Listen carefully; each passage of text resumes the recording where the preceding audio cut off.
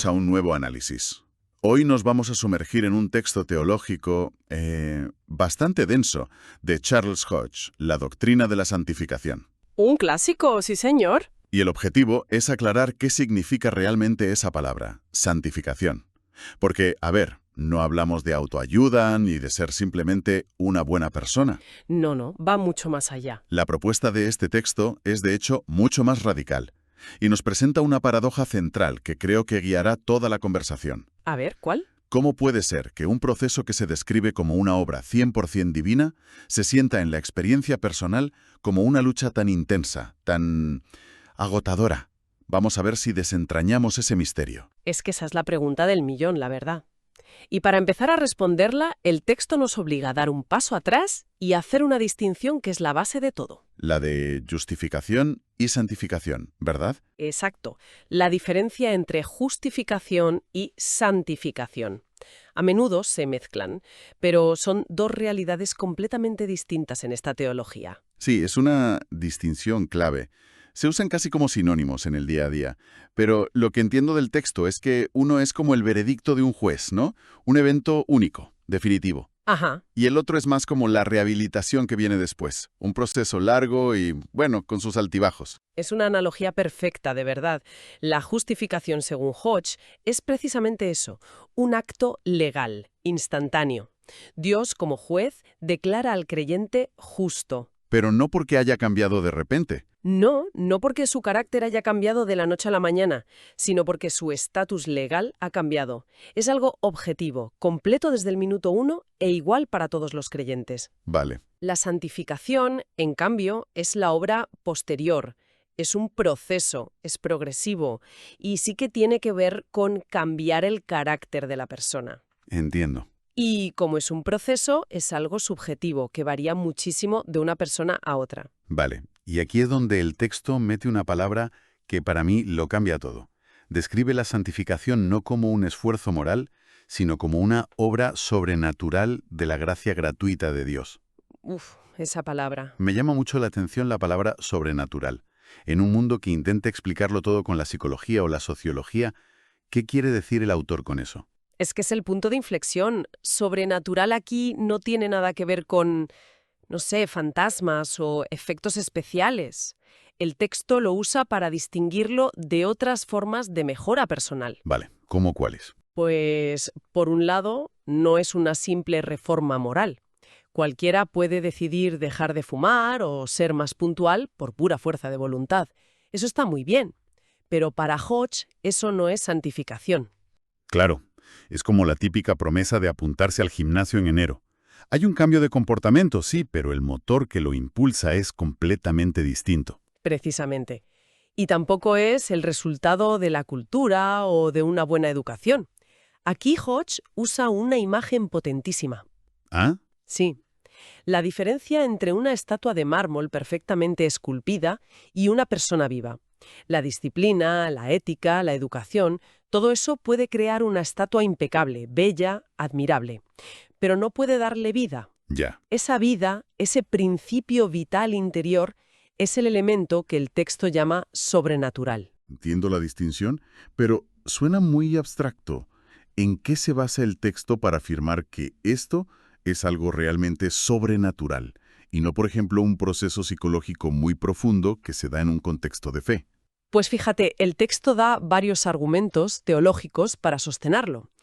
El primero es que, de forma consistente, en los textos bíblicos, la santificación se atribuye a una acción divina. A Dios directamente. Directamente, al Padre, al Hijo y sobre todo al Espíritu Santo. No se presenta como un logro humano. Vale, tiene sentido. El segundo argumento es la propia naturaleza de la oración cristiana, donde se pide a Dios cosas como el arrepentimiento o la fe. Esto implica reconocer que no son capacidades que uno pueda generar por sí mismo. O sea que el simple hecho de pedirlo ya es una confesión de que no lo tienes en tu poder. Exacto. Y el tercer argumento, que es el más profundo, es que todo este proceso deriva de lo que el texto llama la unión con Cristo. La metáfora de la vid y los pámpanos. Esa misma, del Evangelio de Juan. Separados de mí, nada podéis hacer. La idea es que la vida espiritual no se fabrica, sino que fluye de una fuente externa a la que la persona está conectada. Por eso es sobrenatural. Su origen no está en la persona misma. Vale, entiendo el concepto. Es una obra divina, casi como una semilla de vida plantada por Dios.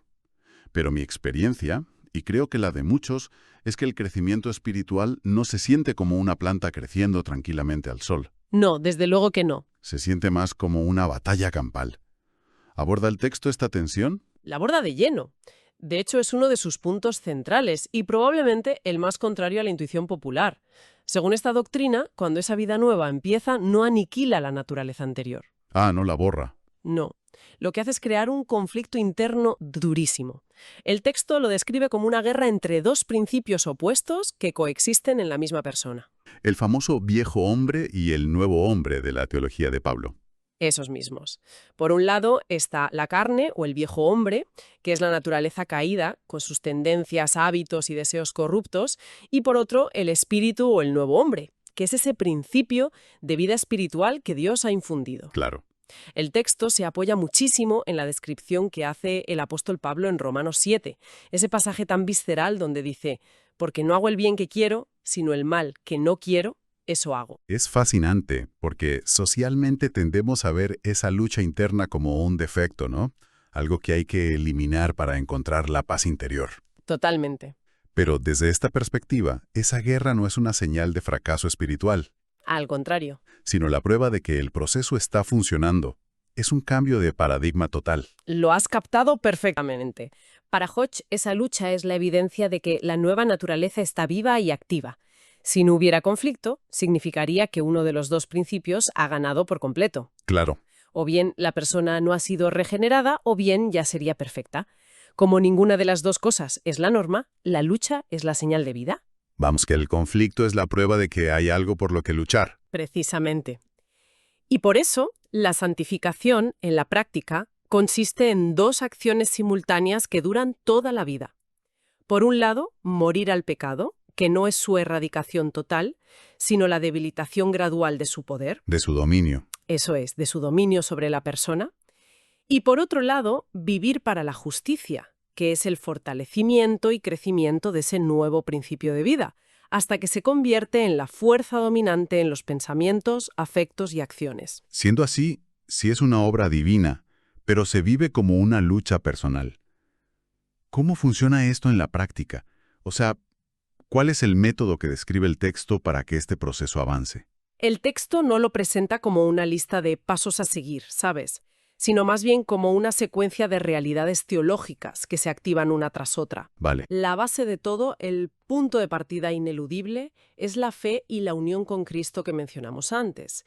Esa fe inicial es lo que produce ese cambio de estatus legal, la justificación. Se vuelve a lo de antes. Claro, es que todo parte de ahí. La persona pasa de estar bajo la ley, o sea, bajo su condena, a estar en la gracia. El texto insiste en que esta liberación es la condición indispensable para que la santificación pueda siquiera arrancar. Es como si primero tuvieras que salir de la cárcel para poder empezar a rehabilitarte. Mientras estás condenado, no hay nada que hacer. Es una buena forma de verlo, sí. Una vez liberado el terreno, se produce la consecuencia directa, la morada del Espíritu Santo. Que ya no es algo externo. No. El espíritu no es una fuerza abstracta, sino que, según el texto, pasa a habitar en la persona y se convierte en la fuente interna y permanente de poder para ese cambio de carácter. Hay una frase que se recalca: donde está el espíritu, allí está Cristo. Es una presencia activa que obra desde dentro. Entiendo los fundamentos divinos, pero ¿y el día a día? Las facturas, los problemas en el trabajo, las discusiones. ¿Qué papel juega todo eso? Un papel central.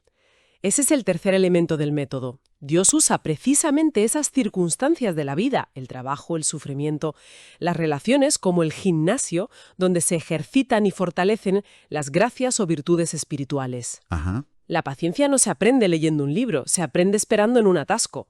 La fe no crece en la comodidad, crece en la incertidumbre. Desde esta óptica, las dificultades no son obstáculos para la vida espiritual. Son las herramientas. Son las herramientas que Dios usa para forjarla. Además de estas experiencias orgánicas, el texto también habla de los medios de gracia, ¿no es así?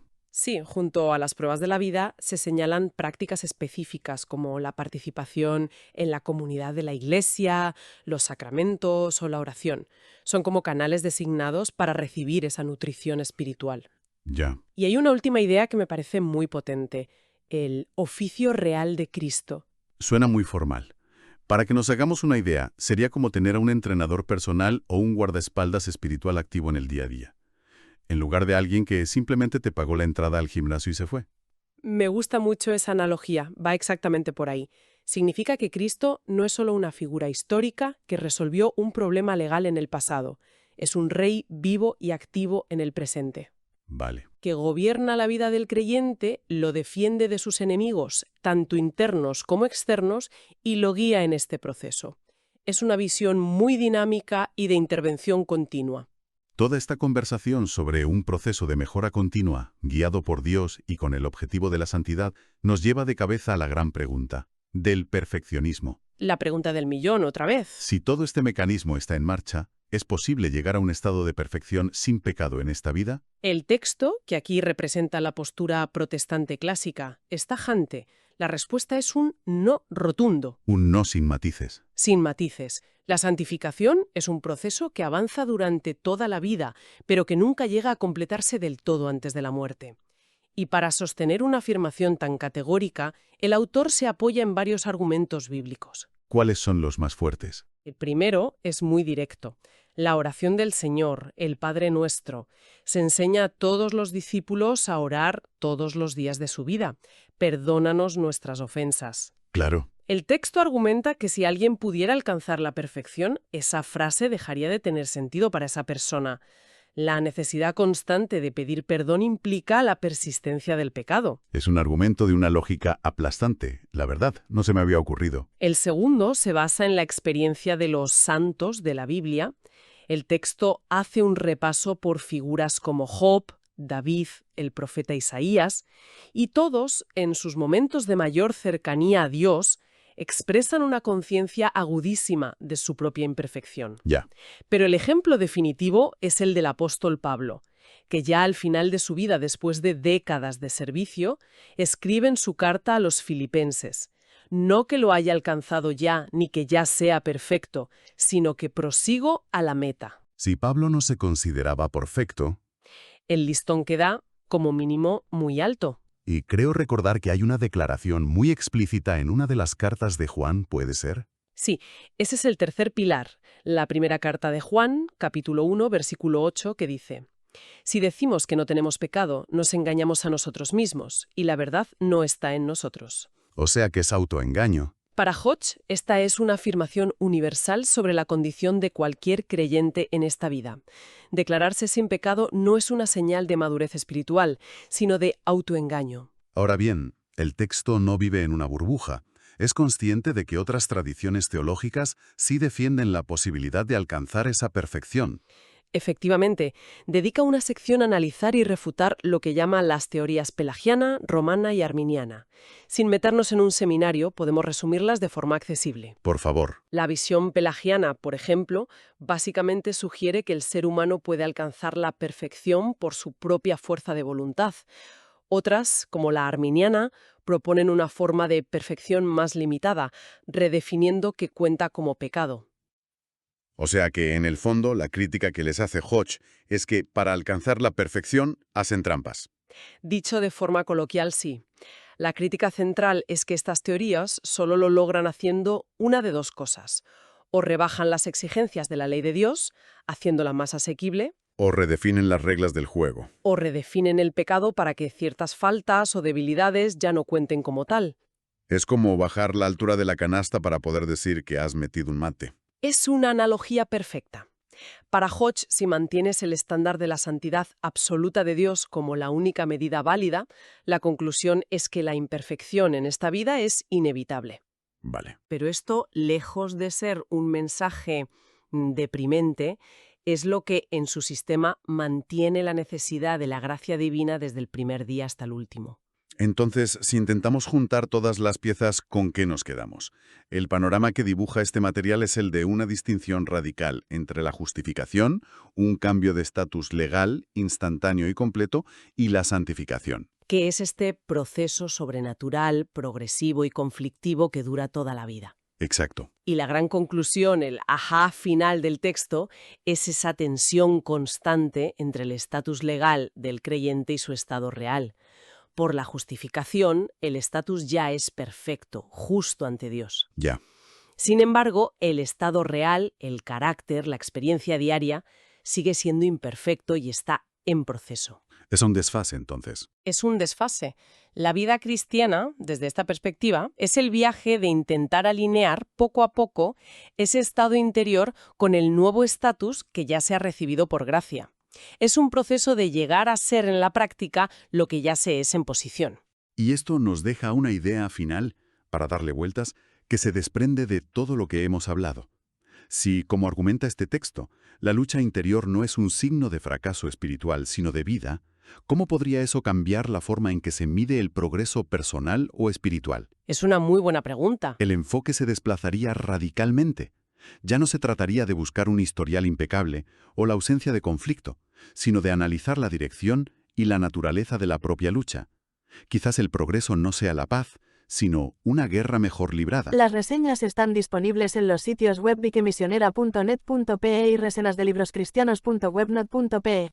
Escuche y solicite reseñas de otros libros en nuestro sitio web.